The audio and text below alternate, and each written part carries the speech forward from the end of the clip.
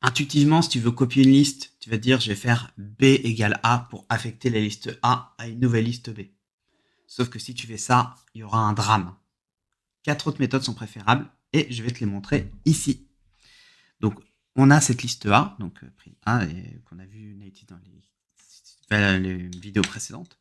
Et je fais B égale A. Tout va bien, donc j'ai mis la liste A dans B.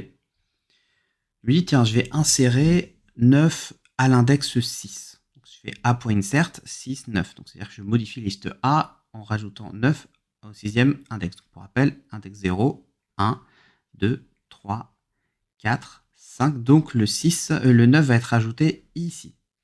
Et c'est effectivement ce qui se passe là. Sauf que quand je fais print B, bah, ça met le 9 aussi. Pourtant, j'ai rien demandé à B. Et ouais, à partir du moment où j'ai dit B égale A, tout ce que va vivre A, B va le vivre. Les deux sont liés à jamais. Donc, c'est un peu trop dramatique là. Mais donc tu as toute modification là entraîne la même modification dans B. Donc ça ne sert à rien. Concrètement, le truc ne sert à rien. C'est... Bref. Donc, comment faire? Voilà 4 autres méthodes pour copier sans avoir ce problème. La première, c'est de dire, au lieu d'écrire C égale A, tu vas écrire C égale A.copie, entre parenthèses. De cette manière, en fait, c'est une copie de la liste A. Autre façon, je mets D égale liste A. E égale A, crochet 2 points. Et la liste en compréhension, F égale toutes les valeurs de N pour N qui prend les valeurs dans A. Et on va voir qu'effectivement, là, ça marche. Parce que si j'insère donc 1 à l'index 7, donc si je prends là, j'avais 0, 1, 2, 3, 4, 5, 6. Donc techniquement, je rajoute le 1 ici.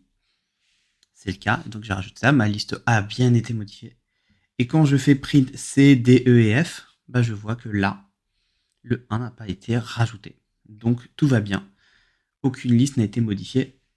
Et donc ça, pour les copier, t'as pas besoin de copier sur une feuille ces trucs-là. Tu peux les avoir en téléchargeant gratuitement mon doc sur Python. 160 pages pour gérer la première année de Python en prépa HEC. C'est gratuit. Le lien est dans la description.